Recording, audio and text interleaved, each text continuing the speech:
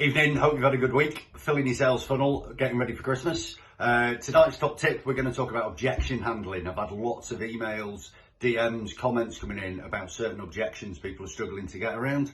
Now, we could spend hours on this, same as we could have done with questioning skills, so we're going to break this right down over the next few weeks.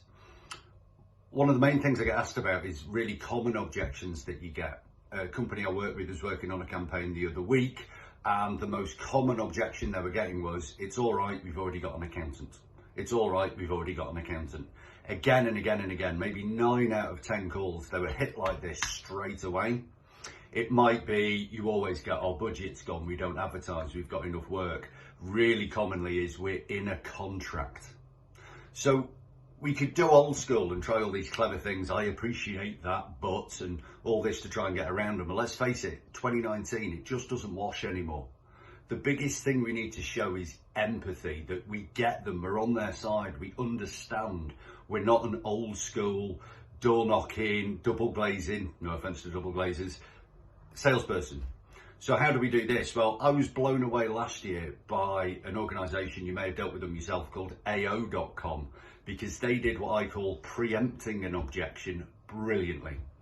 My daughter's washing machine had broken down and stopped working. I went onto AO.com and I bought another one. She had this washing machine delivered, fitted. If you're ever going to use them, fantastic service. The day after I'd spent £300-400 with them, in came the emails, the upsell, the cross-sell, the everything else. And I saw this all into my inbox and I thought, ugh, I only bought something off you yesterday, for God's sake. And I opened the email and the first thing it said in great big letters was, we know, you only bought something off us 24 hours ago. They mentally preempted my objection and wrote it on an email. An incredible sign that they get me, they understand. And I felt a lot of empathy. I felt like a lot of trust was there for them. And they quite simply explained that they couldn't wait to see where this relationship could go. Now I'm a new customer, here's some discount off the produce, etc. Now I'm the proud owner of a huge big black double door fridge.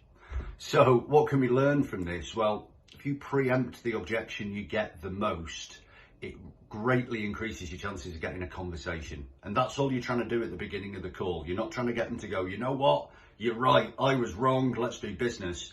You're just trying to move yourself into a conversation so you can ask questions, find out about their world and see if there's a value fit there. So think about what's the objection you get the most and then simply preempt it.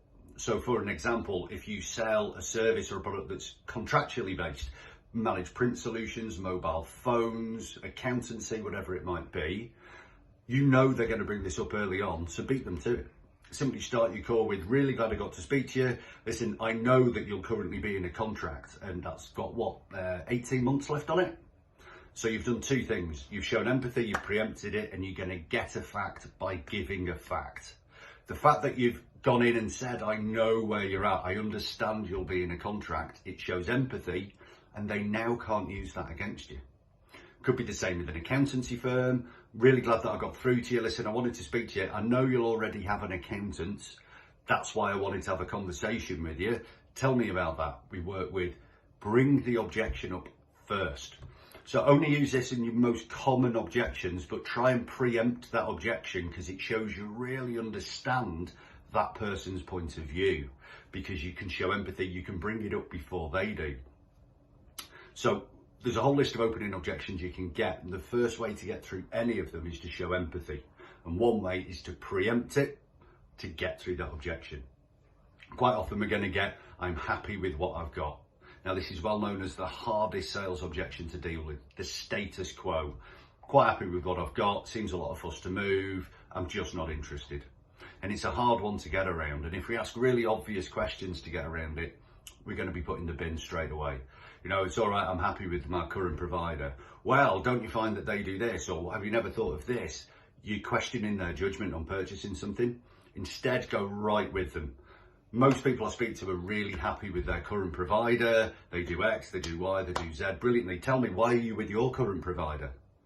They're going to go with you. They're going to answer your questions. They're going to give you all this insight without objecting, because you've already said the objection, into how you're going to be able to offer more value and turn them around. So next week, when you're prepping and you've got all your calls to do and you're going to fill your sales funnel, just think, what's the most common objection that I'm getting? Try and beat them to it. Try and preempt to that objection and see how far you can push into your calls. So as ever, have a great weekend. Well done this week if you've smashed your target. If you've not, but you've done everything you can, everything in your power to do so, well done to you as well. If you've sat on your arse and not done anything, well, it's your own fault. All right. So you have a great weekend. Prep on a Sunday for a stress-free week. We'll see you next week. Cheers.